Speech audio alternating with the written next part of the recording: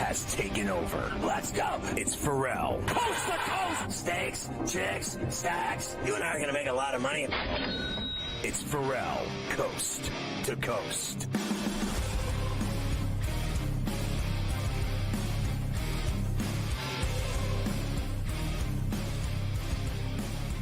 We always love hooking up with our national college football correspondent, Bill Bender from the Sporting News on Coast to Coast. He's a regular here. Good to see you, Billy. I have to say, I was just going through it with you. Let's just, so the fans can understand where I'm coming from here. When Penn State played SMU, they kicked their ass. When Penn State played Boise, they kicked their ass because they are better than those teams. When they are on equal footing or better than a team, which I think they are on equal footing with Notre Dame, they can win the game. It's when they play teams that are better than them, flat out, on paper, knowing, going in. When they went to play Ohio State, the game was in Happy Valley. It didn't matter. They knew they weren't as good as Ohio State, and they lost. They said, Franklin never beats top 5 teams or anyone that's highly ranked. He's the worst coach ever. I don't believe that. I just know that if they play a team better than them, they lose. But when they play teams they're as good as, they can beat anybody. Well, you're starting to sound like you're talking about my Green Bay Packers. Is that who we're talking about? Or is it Penn? That's this year anyway. As far as Penn State, you're exactly right. I mean, you look at this team, and over the last 3 seasons, they've lost exactly 1 game as an underdog, one game as a favorite, I'm sorry, 1 to Ole Miss in a Peach Bowl, and they've won 1 game as an underdog, and they're 1-5, or they've covered 1 game as an underdog, 0-6 against the spread. So it's really tough to pick Penn State in this situation, but this game still feels like a coin flip to me, because Penn State's right there with them. They do some things that Notre Dame does well, and vice versa. Both teams like to run the football. Drew Aller has to be lights out in this game, can't turn the football over. And if those things happen, then the Nittany Lions are going to have a chance to win here and get a chance for James Franklin to play in a national championship game. So I heard someone today say that this kid, Riley Leonard, has to be able to throw the ball. Well, I haven't seen that yet. I haven't seen him throw the ball, to who? He didn't throw anything. He ran for more yards than he threw for in the game against Georgia. I thought he played a great game, smart game, and I thought he ran the ball well and effectively, and he came up big running. But I've never seen that guy throw the ball effectively. And I got to be honest, I've seen Aller throw picks. I've seen him throw plenty of picks. Right. Well, and Scott, Riley Leonard doesn't throw the ball down the field. They didn't throw a pass of 20 yards or more against Georgia. So they're going to keep the short passing game. I don't think they're going to change that. Whether or not Abdul Carter plays or not, they'll get the ball to Jordan Faison. They're going to try to run the ball. They use Riley Leonard like an old school fullback with the 10 to 12 carries, 5 yards a carry. He's basically a fullback in a quarterback's body that throws it a little bit. And for Notre Dame, it's just not turning the ball over. If they don't turn the ball over and they pick up 1 or 2 turnovers against Penn State, they're going to be in business in this game. I think their defense is somehow underrated with how they force turnovers, play on that side of the ball, and continue to do the things that they're doing with Marcus Freeman and Al Golden, the defensive coordinator. I remember when Al Golden was the Miami head coach, all right? And now look at him. Let me ask you this question.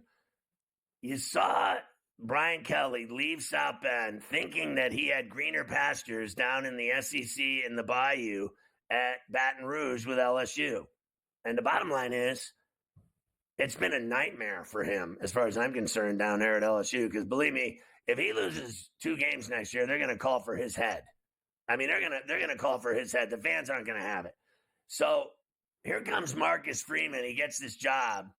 And he walks into this job in South Bend, and look what he's done with it. Not only has he won, he's playing in the national semifinal, and they just gave him a fat new extension. Who's laughing now at who made the worst decision? I think Brian Kelly leaving South Bend was the biggest mistake of his life. Well, that, and look at how NIL has changed the landscape over the last 2 years, and I know you appreciate this like I do, I'm an Ohio kid. Michigan wins the last national championship, and this year you have 3 of the traditional Midwest/Rust Belt programs. I don't know if you consider Penn State Midwest, but they're in the Big Ten, so they count. Penn State, Notre Dame, Ohio State doing what they've been able to do. And because they have good NIL, because they have good talent development, they have good coaches. And I think part of it is they have good offensive and defensive lines as well. I was talking to Adam Brenneman about that yesterday. That was the point he made, that they have these good interior lines. Michigan was like that last year. And defense as well. Defense wins championships now. The 4 teams in this playoff ranked in the top 5 in scoring defense. The only other one was Ole Miss. And the Rebels, maybe they had a case about getting in the playoff when you consider that statistic. Yeah, that's very interesting, Bill. No doubt about it. Now, let's shift gears. And I want to ask you about, because I get that opportunity today only, Texas and Ohio State basically playing in Texas, in Arlington, at Jerry's World, a home game against the vaunted Buckeyes, who everyone has been suckered by. Everyone now, after what they did to Oregon at the Rose Bowl, everyone and their brothers betting on them to win the national championship. They're like, oh my God, they're a pro team. They can't be stopped. Texas has them tomorrow night at home, basically. 100,000 fans. You can't tell me it's not going to be 80,000 Texas fans. I don't believe for 1 minute that when you saw the Rose Bowl, it was Buckeye, you had the Scarlet, and then you had the green of Oregon. It was half and half, like at Pasadena. That's not happening at Jerry's World. There's not going to be a half and half. I mean, it's going to be 80-20. I think 25, well, depending on the travel, too. I mean, there's snow on the ground here in Ohio, and there's going to be some travel issues. I do think it will be a Texas partisan crowd, but Ohio State fans will show up. And, you know who else is going to show up? A lot of 5-star players. When you have 32 players between these teams, 32 5-star guys, 20 on Ohio State, 12 on Texas. That's why I don't think it's going to be an easy cakewalk for Ohio State, provided Texas survives the first quarter, because Texas has dudes at every play level as well. And they have receivers, and they have guys on defense. I think this is going to be a fantastic football game that comes down to the fourth quarter, and whichever team, it could be a who has the ball last type game, would not be surprised. Who in the hell on Texas can stop Ibuka and this kid Smith? Well, I mean, they're going to try with Jahdae Barron and Andrew Makuba, a couple corners with 5 interceptions each. But Jeremiah Smith is out of this world right now. You know, the way he high points the ball, these comparisons to Terrell Owens, Julio Jones. You know who I actually compare him to? The last freshman I watched where I truly said this dude could play in the NFL right away. It wasn't Myles Garrett. It wasn't Jadeveon Clowney. It was Adrian Peterson. Adrian Peterson's the last freshman I watched where I was like, yeah, I'm good. He can go play for the Cowboys now or whoever. and that's how I feel about Jeremiah Smith. I'm like, yeah, I'm good. He can play. But it's a little trickier with receivers, as you know. We haven't had a receiver get drafted number 1 since 1996. That kid he could start this weekend for any team in a wild card and score 2 touchdowns. And speaking of such, your Packers, while we're at it, how do you think they're going to do against the Eagles at the Link? Well, I didn't like how flat they came out against the Bears. They need to run the ball. I do think they're going to cover because they don't get blown out in playoff games, but they're setting me up for another heartache. I'm hoping Jordan Love plays. I hope they can slow down that running game. Very similar game to week 1. There will be no heartache. There will be no letdowns. The Packers will win the game. Take Hurts, pile drive his ass, and take the game over and win in Philadelphia. That's what I'm talking about, Billy. Enjoy the games tonight and tomorrow, Bill. Good to see you.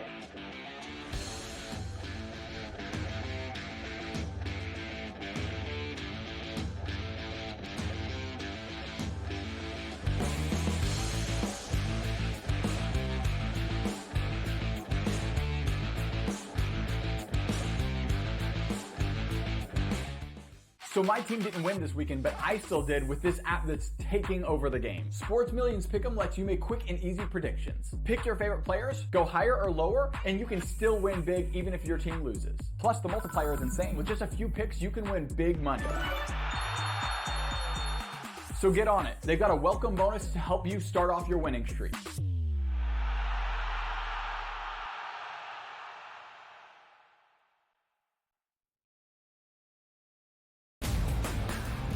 There's a lot of bowl games. I love all of them.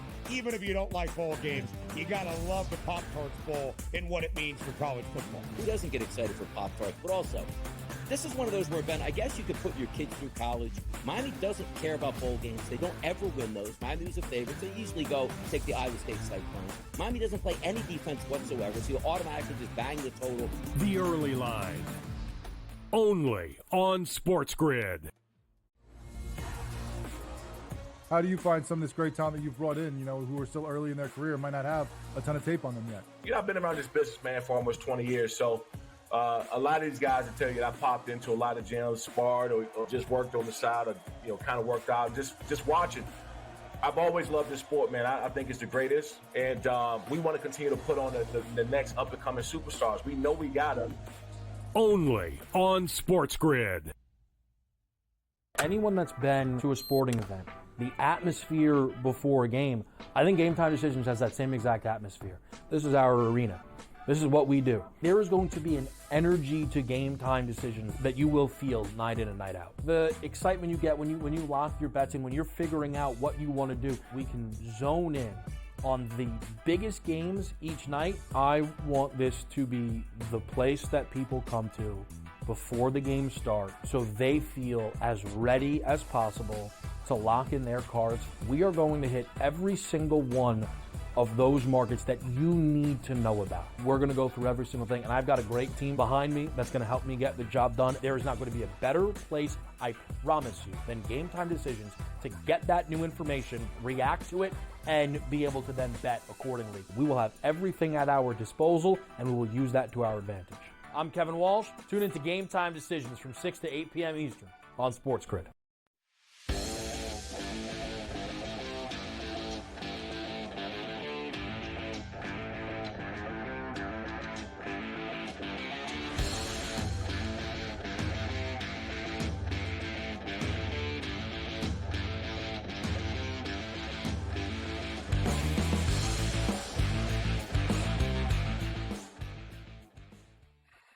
All right, Carver High, as we continue on here, we're raging through the NFL skiddy heading into the wild card weekend. Saturday, a doubleheader.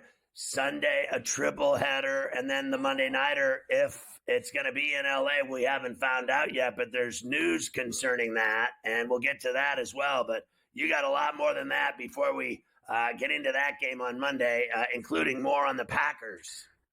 Yeah, let's do a little Packers-Eagles now here. Of course, last year the Packers and Jordan Love in his first playoff appearance got a win in Dallas, had a lead in San Francisco before they blew that game in the second half. Do those experiences help Jordan Love as he goes on the road again to see the Eagles on Sunday? He says, not really. Yeah, I think it definitely gives you confidence.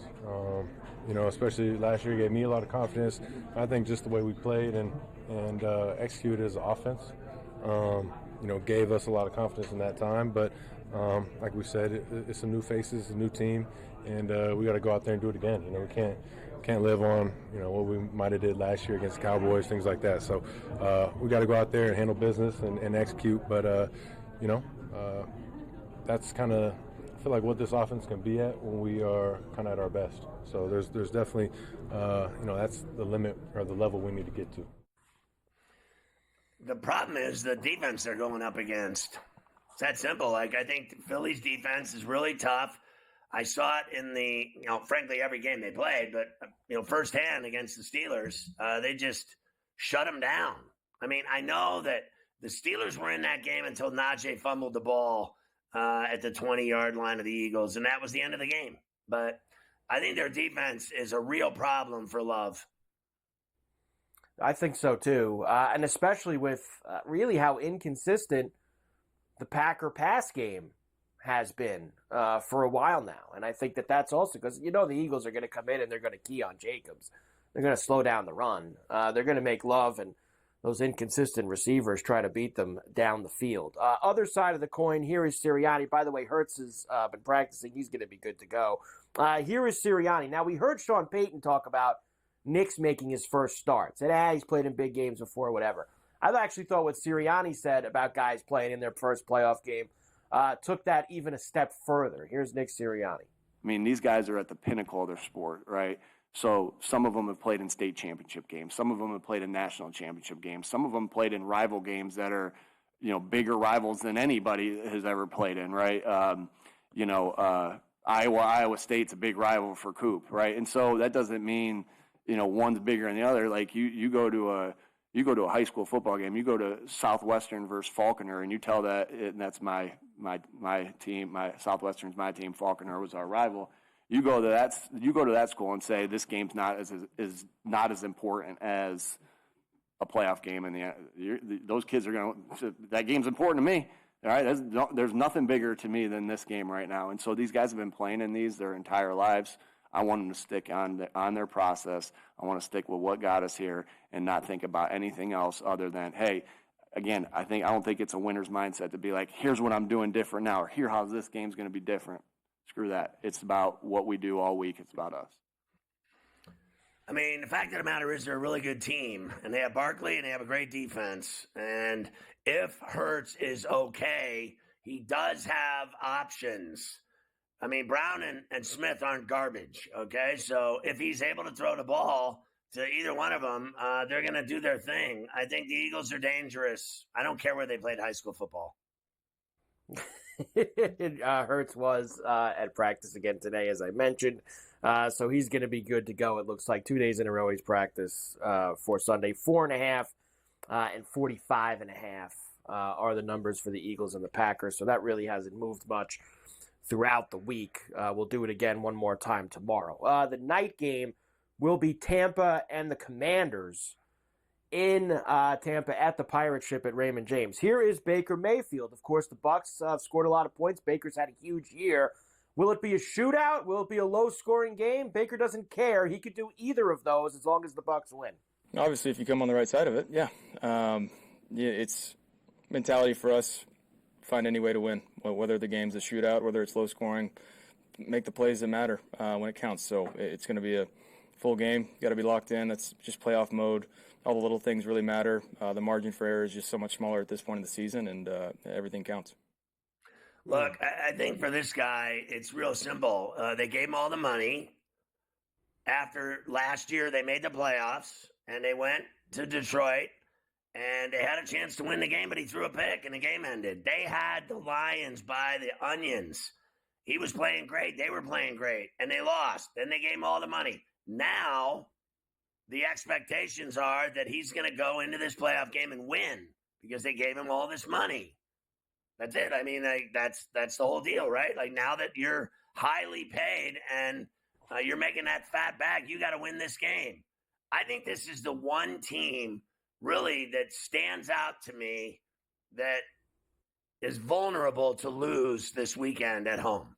I think that Daniels is dangerous enough to go in there and steal that game. And the reality of it is Philly's better than Green Bay. The reality of it is Buffalo's better than Denver. The reality of it is Baltimore's better than Pittsburgh. The reality is the Chargers are better than the Texans. The reality is that there's one team that could go win that game on this guy's money and everyone's expectations. Dude, they were losing 16-6 with him on the field to I think the worst team in the league last week. Now, they won the game. Of course they won the game. But they are vulnerable. You said it the other day. Their defense worries you. Well, if you got no defense, then you're not stopping this Jaden Daniels kid. I'm telling you, he goes in there, steals that game Sunday night. Watch. Should be fun as they get together. Still 3.50.5 for the Bucs and the Commanders. Sunday night game, 50.5 with the total. We will, of course, take one more look at it tomorrow. We'll come back. I'll give you that note on Minnesota and the Rams. I got some Super Bowl odds for you. We'll talk about Telesco getting chopped and more. We have a lot to do today, of course. A lot of NBA tonight, Notre Dame, Penn State. You got Adam Kaplan still later, so a lot to get to on Coast to Coast. A very busy time of the year.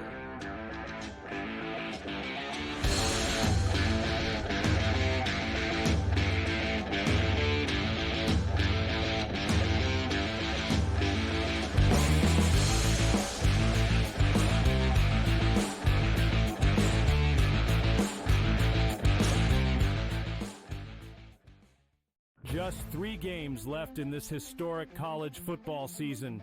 Thursday, Notre Dame. Notre Dame is definitely one of the top teams in the nation. Clash with Penn State. Friday, Ohio State looks to slow down the Horns, with the Buckeyes favored to top Texas. You know what I see? 2 similar plays. Jackpot. Cherry. I'm nimble for a big man. Follow along for every play and every bet with in-game live game day, only on SportsGrid. Statement from Giants president John Mara. Joe Shane and Brian Daboll will continue in their respective roles with the organization. As disappointing as the results of the season have been, Steve Tisch and I remain confident in the process that Joe and Brian have implemented. The Giants, an absolute train wreck, and I love it. The Early Line, only on SportsGrid. This was a team that you should have dominated. You've now lost 4 straight. You're heading into the playoffs and you're searching for answers, not just in terms of your offensive line, but your quarterback now. I just don't see this team peaking at the right time. It was almost like we were anointing Mike Tomlin as the best coach in the NFL 12 or 13 weeks in. Then once they got to the real competition and the attrition started to settle in, it's just not a good football team. Pro Football Today, only on SportsGrid. Louis Riddick has interviewed for every job in North America. And I'm not just talking football. I'm talking about every business in North America of any kind whatsoever. Tire companies, grocery store CEOs, shopping malls, insurance companies. What job hasn't Louis Riddick interviewed for? Ferrall Coast to Coast, only on SportsGrid.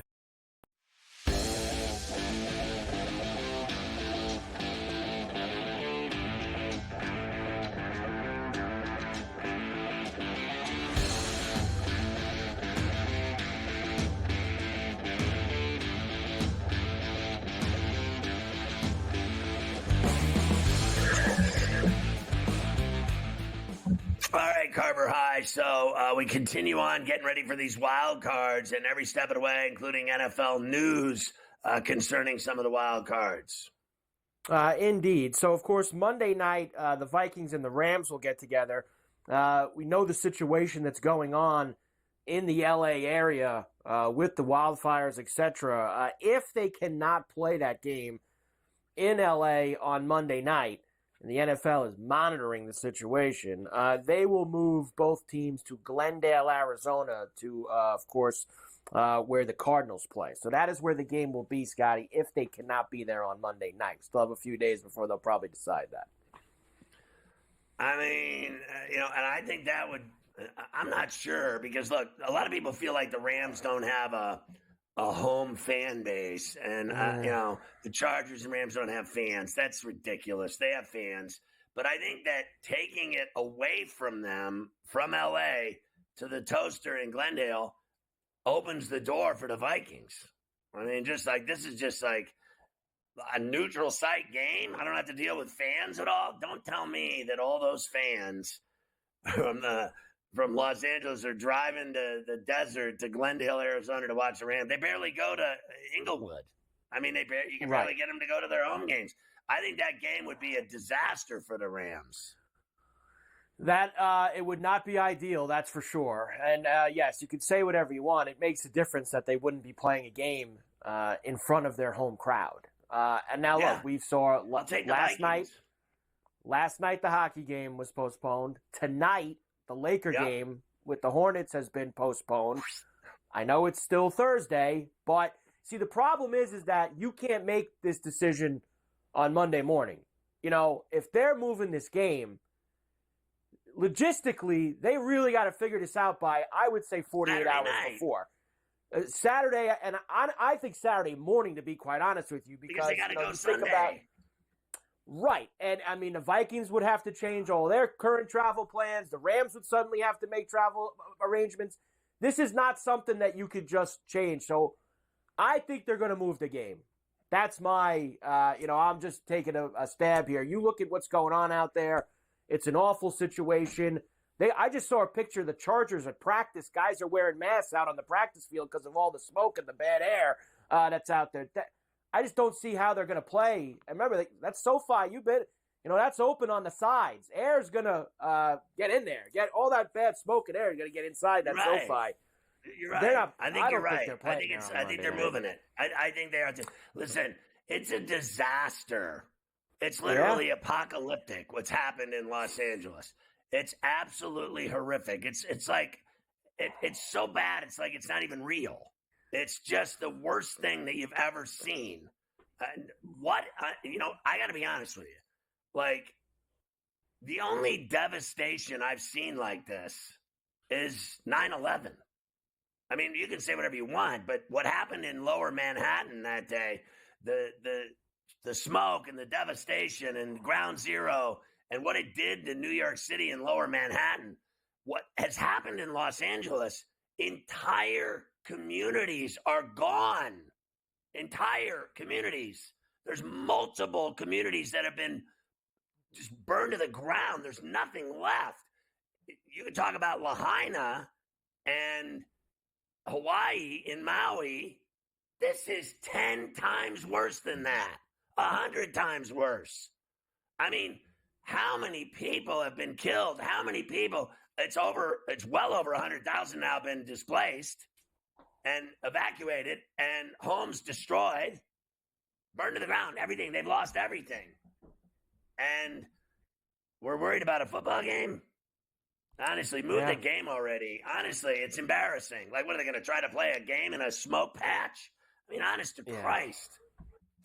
Much more already important made the decision that they're not having the game there. Yeah, much more important things going on, obviously, when you look at that situation that's happening there. All right, we'll come back. I'll quickly give you these Super Bowl numbers, and then we'll start to move on to the NBA. I'll tell you as well, we talked about Raiders. They chopped Tom Telesco, finished. And the 49ers are expected to offer Robert Saleh his job back as defensive coordinator if the other head coaching opportunities fall through. You could start drawing up the papers because I got a feeling the other head coaching opportunities will fall through. So you can start putting the offer together. I don't see him getting another job right away. People already got a fill of him as a head coach. He's perfect as a defensive coordinator and nothing more.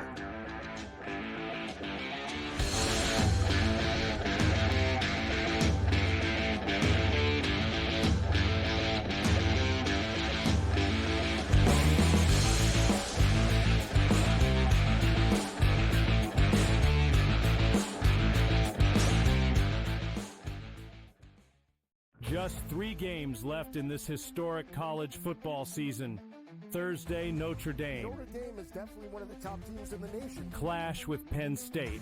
Friday, Ohio State looks to slow down the Horns, with the Buckeyes favored to top Texas. You know what I see? 2 similar plays? Jackpot. Cherry. For a big man. Follow along for every play and every bet with in-game live game day, only on SportsGrid. Statement from Giants president John Mara. Joe Shane and Brian Daboll will continue in their respective roles with the organization. As disappointing as the results of the season have been, Steve Tisch and I remain confident in the process that Joe and Brian have implemented. The Giants, an absolute train wreck, and I love it. The Early Line, only on SportsGrid. This was a team that you should have dominated. You've now lost 4 straight. You're heading into the playoffs and you're searching for answers, not just in terms of your offensive line, but your quarterback now. I just don't see this team peaking at the right time. It was almost like we were anointing Mike Tomlin as the best coach in the NFL 12 or 13 weeks in. Then once they got to the real competition and the attrition started to settle in, it's just not a good football team. Pro Football Today, only on SportsGrid. Louis Riddick has interviewed for every job in North America. And I'm not just talking football. I'm talking about every business in North America of any kind whatsoever. Tire companies, grocery store CEOs, shopping malls, insurance companies. What job hasn't Louis Riddick interviewed for? Ferrall Coast to Coast, only on SportsGrid.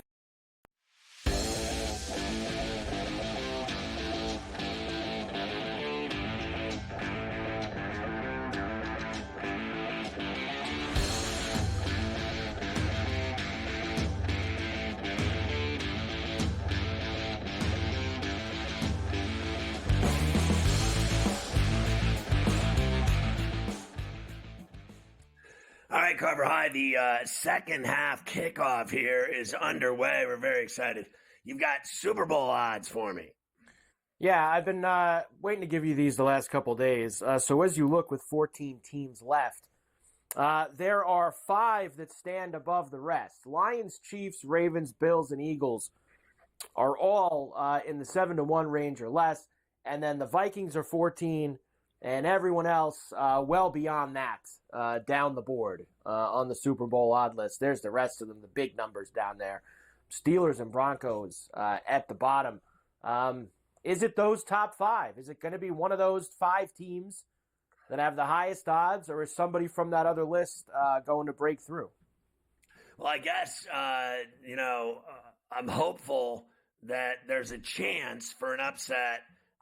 Would be remote, but I think it would be fantastic to see Orange Sherbert and the Chargers and that defense go to Arrowhead and knock off the Chiefs and force them out. I'd say it's highly unlikely because they never lose. So right now, to me, it still looks like Eagles, Lions, and Bills and Chiefs. To me, those are your title games. They have tremendous advantage. These high seeds playing all these games at home in places that they don't lose. Kansas City doesn't lose at Arrowhead in front of that raucous 85,000. Buffalo doesn't lose in the Below. And frankly, the Lions are the best team in the NFL in terms of offense. They're the most exciting, explosive team in the NFL. So I would think they got a dramatic advantage at home on that fast track at Ford Field.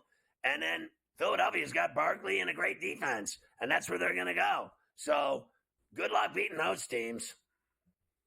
Not going to be easy. Of course, there are 5 teams that can win it for the first time. Buffalo, Detroit, Minnesota, the Chargers, and Houston all have not won the Super Bowl before. The other 9, of course, have had at least one Lombardi Trophy you know what? in Honestly, their Mike, history. I know you have to have an opinion of this. Like, this is, for me, my money, it would be Buffalo that has suffered the most. It has been so long since the Vikings have mattered, since 1977, okay, since they went to the Super Bowl. To me, it's not them. It's Buffalo that has come the closest and has suffered the most damage collaterally in playoff losses, in big games, in title games, the 13 seconds. Of all those teams you just mentioned, I don't feel a thing, not one whimper of, I feel so bad for them. The Chargers and Texans, give me a break. Who cares about them? It's the Bills. Of those teams you mentioned, it's the Bills that you would want to see break through once. Of all the teams, and I'm not doing that to be nice to you. That's the reality of it. That's the truth. Well, look, yeah, I think that, the Lions have never even been to one. And they have been around for a very long time. Everyone likes to talk about those NFL championships in the 40s and 50s from before the Super Bowl era. They haven't been to a Super Bowl, so I understand a lot of people will probably be on the Detroit bandwagon. Buffalo has been to 4 and lost. They went to 4 in a row and lost. Some of them just in painful fashion. They've had some painful losses over the last few years. I'm sure Viking fans will say, obviously they've had it pretty bad too. They haven't been there since, what did we say yesterday? The late 70s, and they lost 4. So no one cares. You've got a couple torture, but I'll definitely say the Chargers and the Texans. Nobody cares that you haven't won yet. We'll definitely put those on the line with them. I repeat, I'll say it again. I don't think anyone has lost any sleep. I used to say that the Lions don't deserve to have a Thanksgiving Day game. I watching them on Thanksgiving that they suck so bad. My entire life, they have sucked. They won in the 50s, okay? I was born in 65. I know how old I am. Thanks so much. But they have sucked my entire life. And then last year, they coifed that NFC Championship game like nothing I've ever seen except for the Falcons in the Super Bowl. So I'm not feeling sorry for the Detroit Lions at all either. There's only one team on the list that has sniffed it and come close so many times, make your head spin, including every single year for the last 6 years. They have been on the doorstep of the Super Bowl and can't get it done. The Buffalo Bills deserve a shot to win a Super Bowl. So I want to see them get there of all teams. The Steelers aren't going anywhere. I understand that. So I'm rooting for your team to break through and finally get you a ring. That's what I'm rooting for. All those other teams, I feel nothing for any of you. I have friends that live in every city. Screw them. Screw all of you. I don't care about any of you. I don't give a rat's ass about any of you. There you go. I'm with you. I hope that all happens. Everything that you just said. There you go. NFL first. You'll do more with Adam Kaplan later here on Coast to Coast. You'll get all of his picks and whatnot. How about NBA now?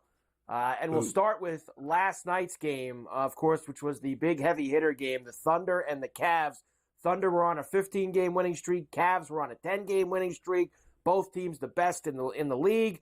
129-122. Cavs get it done. They win their 11th in a row. They snap the Thunder streak. Cleveland, they didn't get a big night out of Donovan Mitchell. I'll talk about that in a moment. But they got a little bit from everybody. 25 from Allen, 21 from Mobley, and 18 from Garland, who put the game away late on ESPN. Wallace very aggressive on Garland, who's holding it. Garland pulls back, 7 on the 24. Garland the drive, it's up, it's good! Timeout, OKC, it's a 7-point lead. Listen, I watched the game with my son. I thought it was terrific. I thought it was, as good as it can get for a regular season game. At the end of the day, that really doesn't matter. I mean, let's face facts. It was just the biggest game in the league in years of big games that don't matter. All that matters in the NBA is the playoffs. That's it. There is nothing else that matters. This is all a way. They run a business, okay? They are running a business to make money. So every night, why do you think they play so many games? Because they run a business to make money and, sell tickets and sell concessions and sell clothes and everything else. They run a business. So these games are meaningless to everyone. And then they play in the playoffs and everything ratchets up and it matters.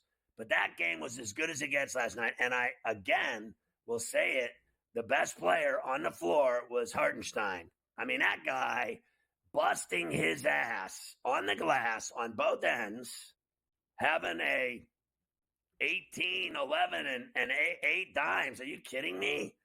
This is what this guy used to do for the Knicks. I can't even believe, because he made a boatload of money in Oak City. He should have made even more. I think this guy is worth way more money than he earns. And I have never seen a guy in my life his size hit that floater. This guy hits the floater from the lane and from the sides of the lane. I have never seen a guy on the baseline or in the middle of the lane hit a floater as good as him. It's a teardrop, and it goes down every single time. Does a really good job with it, that's for sure. Quickly, let's hear from Donovan Mitchell. Had a bad night, only 11 points, shot 3 for 16 from the floor, but he said this was a different type of Cavs win. It just speaks to our growth. I told everybody after the game, we don't, as a unit, we don't win this game last year. You look at J.A., you look at Evan, you look at DG, Max, Karras, Ty Jerome, George, everybody, Dean Wade, everybody that came in, did something positive to affect the game, whether it was scoring, rebounding, defending, whatever it may be. And that's a team win. That's what it's going to take for us to be the team we want to be. And honestly, man, it's a big win. I think we're all excited about it. And obviously, like I said, this is, one game and no championships are won tonight, but it's something to be proud of. Listen, I'm going to say this real quickly. Jimmy Butler would have asked to be traded if he had 11 points in a game like that, and it wasn't all about him. Look at this guy, Donovan Mitchell, who did nothing in that game. Talk about every single one of his teammates that contributed and did something, and he was okay with who he was in that role. He was okay not having a game. He just wanted to win. And you don't see him complaining or crying or wanting to be traded. He is not a prima donna like this guy Butler, who's the pain in the ass.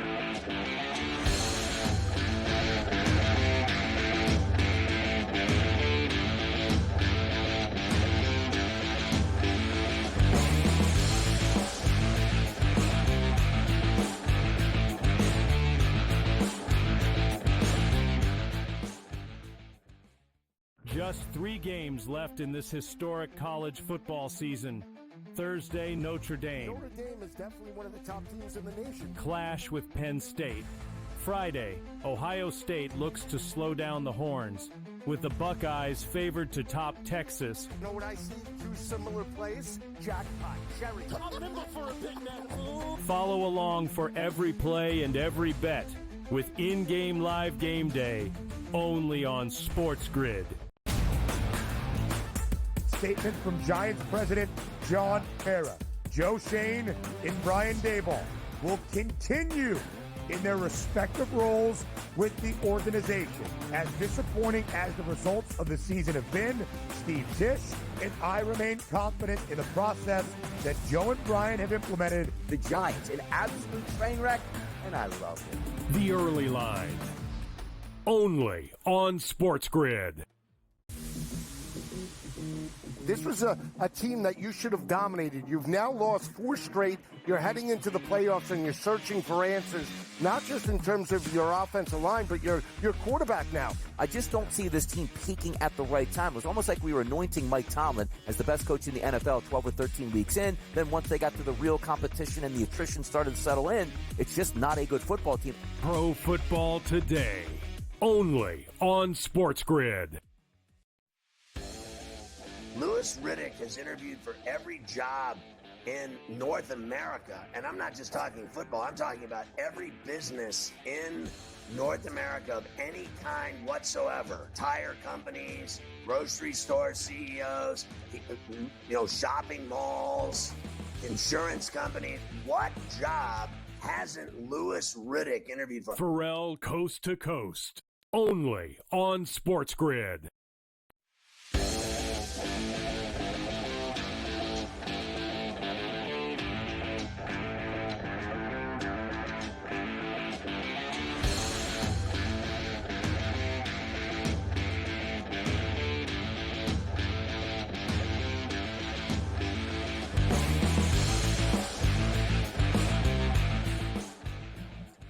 All right, Carver High, we keep rolling through the NBA rack. Let me give you the other stuff that happened last night. Pacers beat the Bulls 129-113. The Sixers beat the Wizards 109-103. I remember, no Embiid, no George. The Sixers actually struggled here. Here's Maxey putting them ahead for good in the final minute of the game on NBC Sports Philadelphia. Defensively, wouldn't be surprised. Keeps it himself, misses, and no whistles. Yabu picks up the floorboard. Gotta go here. Maxey doing just that. Tyrese lays it up and in. The Sixers retake the lead. Yeah, I don't think they matter at all. They don't. The Knicks beat the Raptors 112-98. Cover there for the Knicks. Pistons did beat the Nets 113-98. Bad job by them. The Pistons are 5-0 already in January. Isn't it January 9th? They played 5 games already in the month of January, and they've won them all. Pistons have been playing some very good ball right now, that's for sure. Portland beat the Pelicans 119-100. Bucks beat the Spurs 121-105. And the Nuggets beat the Clippers 126-103. They smashed them, even without Joker. Kawhi Leonard is stepping away from the Clippers to be with his family, who were forced to evacuate their homes due to the LA fires. I'm not going to lie to you, and I understand it's a serious situation. I didn't know that Kawhi was with the Clippers anyway. He's been with the Clippers anyway. Just saying. I thought he was home with his family to begin with. No, he was just back. He's back. Oh, he's just back. Okay, he's starting to play again, and now he's not going to play because of the fires. Right. So I think his house he just built the house. It's spared. I think he did not lose his house. Redick lost his house. Well, Redick did lose his house, unfortunately. Very, like we were saying before, not a good scene at all. All right, tonight's games. In the NBA. Several games tonight, including a back-to-back for both of these teams. The Cleveland Cavaliers now 32-4 after the win over OKC. They are home for Toronto, who lost to New York to the Knicks last night. Now, no Mitchell tonight. He is out for the Cavs. So no Donovan Mitchell in this game. It is still, though, 13.5 with a 234.5 total. Yeah, I got it at 15 this morning. I saw it at 14. Even this very minute, I see it at 14. So I'll take the Raptors and the number. I just do not see for 1 second how Cleveland can even remotely want to get up for this game. They're going to go through the motions tonight. Yeah, I think they win, but like you say, there can't be a lot of gas left in the tank. I guess the one thing that helps them is the Raptors played last night too. Golden State will be in Detroit. Man, the Pistons are playing again. their 6th game in the month of January. All 6 games in 9 days. We got that right? Yes, we do. -1.5 for the Pistons here tonight with how well they have been playing. Right now, 220.5 is the total. They can't lose, right? They've won every game in January, so they'll lose tonight. That's usually how it goes, right? When the teams like this, they're on an absolute right when you roll. pounce Oh, on they them and can't start lose. betting on them, they'll lose.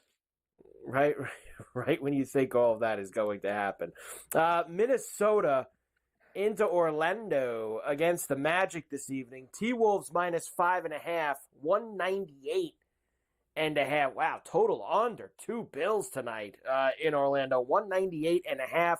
I believe the Banchero return, Scotty, is going to be tomorrow night. He is available. And actually, Chris Haynes reported 2 hours ago he is available for tonight's game against the T-Wolves. I'm going to take him anyway. Give me the Magic and the 6 at the Kia. There you go. Good one between those two. The Trailblazers are in Dallas against the Mavs. -7.5 for the Mavericks. 220.5 is the total. Yeah, I still think this is Dallas here at the American Airlines. I thought Portland looked great last night because they were playing at the Smoothie against the crappy Pelicans. Tonight they're going to run into a problem. Man, the Pelicans, they really suck. They got destroyed by Portland last night. Absolutely amazing. The Rockets are on Beale Street against the Grizzlies tonight. Really good game. Grizz -1.5 at home, 232.5 the total. How funny is it that there's not one NBA game on national television tonight, including this great game in Memphis? They want nothing to do with competing with Notre Dame and Penn State, but I'm taking the Grizzlies at the FedEx at home. I like Memphis and Ja. Yeah, you get the one. If you got NBA TV, you got the T-Wolves and the Magic tonight. But that's T-Wolves Magic. My bad. Yeah, but I don't really consider excited. I don't consider when they put the games on NBA TV. That's not, to me. That's not national broadcast. When it's on TNT or ESPN. That's what those are the national broadcasts, and they're not playing on any of those tonight. The Hawks into Phoenix against the Suns, who have obviously been struggling big time, but they're 6.5-point favorites tonight. Trae Young's a game-time decision. Johnson's out, so the Hawks do have some injury concerns here. Suns -6.5, 238.5 the total. No one's playing at all for Atlanta. Give me the Hawks and 6. You got to stick with it. You got to stick with what works. When the team's missing everybody, you got to jump on board. It hits every time. It's a lot. And the Heat are in Utah against the Jazz. Heat -5.5, 222.5 the total. I think the Heat can handle this game tonight in the Delta in Salt Lake Shakers. Give me Miami. And, of course, as I told you before, the Lakers and the Hornets was postponed at the Crypto tonight. So they are not playing that game tonight in Los Angeles for good reason. So they'll have to make that one up down the road. There you go. Your evening in the NBA. If the college football becomes a blowout, you can flip over to NBA TV and see Orlando and Minnesota. It just goes to show you, Mike, how little sports matters at the end of the day when something as catastrophic as what's been happening in Los Angeles for the last several days, with the entire city burning to the ground and everyone losing their homes and condos and churches and schools and businesses and everything else for that matter, lifeguard stands, everything has burned to the ground. And people cannot waste their time worrying about sports. And don't give me sports will be a great elixir for this and a great remedy for this. My ass it will be.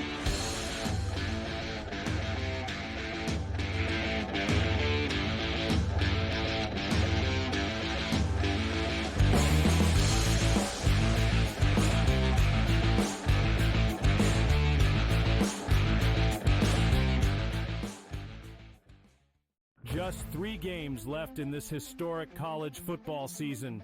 Thursday, Notre Dame. Notre Dame is definitely one of the top teams in the nation. Clash with Penn State.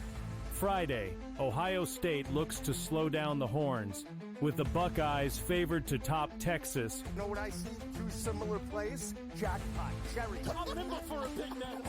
Follow along for every play and every bet with in-game live game day, only on SportsGrid.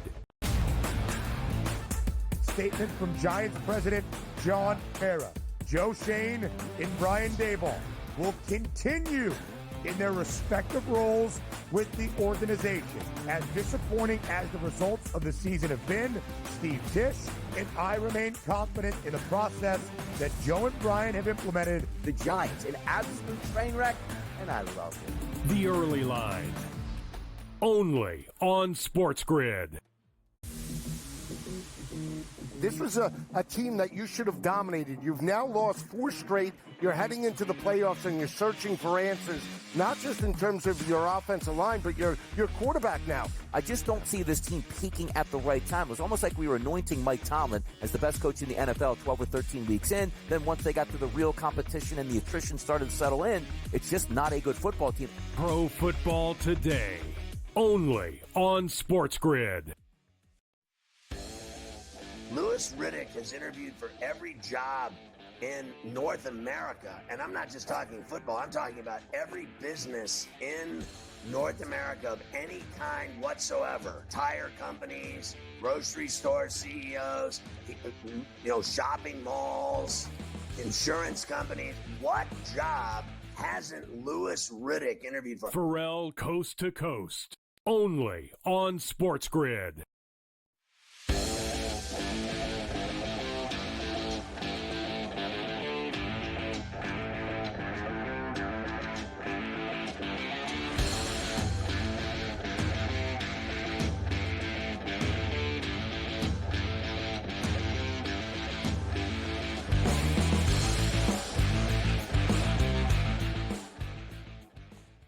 How about Villanova last night, Carver High, getting involved?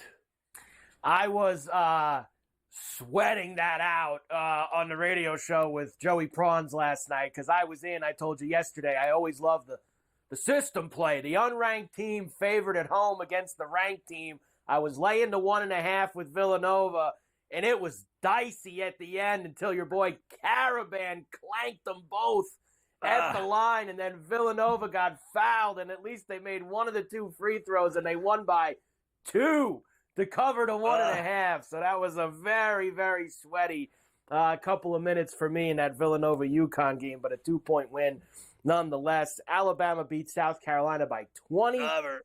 Ole Miss beat Arkansas last night. Cover. Texas A&M, close one over Oklahoma. Kansas smashed Arizona State. Talk about getting smashed. Illinois took Penn State to the woodshed last night. I mean, they just beat them down.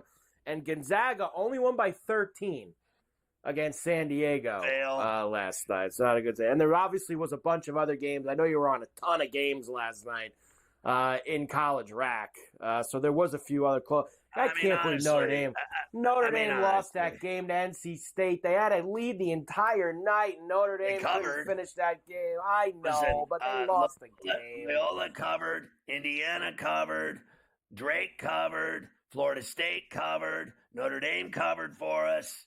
How about GW went outright at Rhode Island, covered for us. It went on and on and on and on and on. I mean, it really did. Colorado in the 6 at UCF covered. I mean, it was just all night long we were hitting bets left and right. I lost the Indiana State bet. I hit the Providence bet. What else? Stanford we hit. San Diego State we hit. Cal we hit. What didn't we hit? And honestly, we go east to west from early evening until you pass out and you're in bed sleeping and having dreams, making you money on Coast to Coast on SportsGrid. It's smarter to be on SportsGrid. You make money. It's a little bit of a lighter slate tonight, mostly mid-majors in action. And I will throw you a couple of those in a moment. But here's from the heavy stuff what you got, and that's 3 Big Ten games. Oregon and Ohio State, of course, they have had quite the past few months on the football field as they've just played in the Rose Bowl a few weeks ago. Purdue and Rutgers at the State University of New Jersey, and Washington visiting Michigan State. Heavy number for Sparty tonight at home in East Lansing. Yeah, that's a big number, but I actually like Michigan State at home tonight. And Purdue's just flat out better than Rutgers. And they've had problems, injuries. Harper hasn't been playing. And then, so I'll go with the Boilermakers there at Piscataway at the Rack. And I got to be honest with you. I see Ohio State's favored. Man, that is a huge game tonight in Columbus. I got to tell you, Oregon's flat out better than Ohio State. I'm going to take a risk here with the road team. It's so hard to win on the road in the Big Ten. It's not even funny, but I'll take the Ducks in Columbus. I have to do the same philosophy as I did last night. I took Villanova. I got to do system play, the unranked team, favored at home over the ranked team. So Buckeyes for me. Now, there's a lot of there's NEC games tonight. There's Sun Belt games tonight. We always love the late night on the left coast. How about the late night, honestly? You got the great Here's one games. for you. How about Irvine laying 4.5 at Northridge? How about we go high-risk Northridge with the 4.5 at home against the Anteaters, and then Riverside to beat Hawaii. Davis or UC San Diego's going to punk Poly. They're laying 15. They'll punk them. Santa Clara will beat Oregon State. The question is, will they beat them by 7? Why not? I say, why not? And the Dons will cover the 20-piece against Portland. The Gauchos, can they cover 8 against Bakersfield? I say no. And Washington State, they're going to beat the snot out of Pacific. Lay the 15.5, check out. Ooh. And, I didn't even realize till they started conference play here in the past week or two. Like, in football, Washington State and Oregon State didn't have any home. They're still technically called the Pac-12 with 2 teams in it. Whereas in basketball, I forgot that they're hanging out in the WCC this year, and they're actually part of that conference in basketball. So you'd like to think they should have the upper hand on some of these teams. But give me the Hilltoppers laying 6.5 tonight at home against Jacksonville State. Who? Oh, there you go. I'm saying you like Santa Clara, the Bronx against Oregon State tonight at home to get things done. So there you go. College Rack tonight.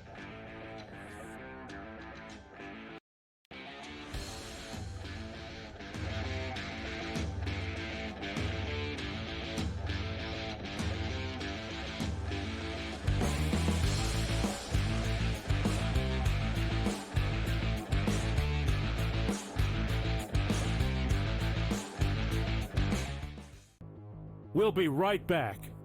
It's time for a SportsGrid 2-minute drill. Time now to play a little buy or sell.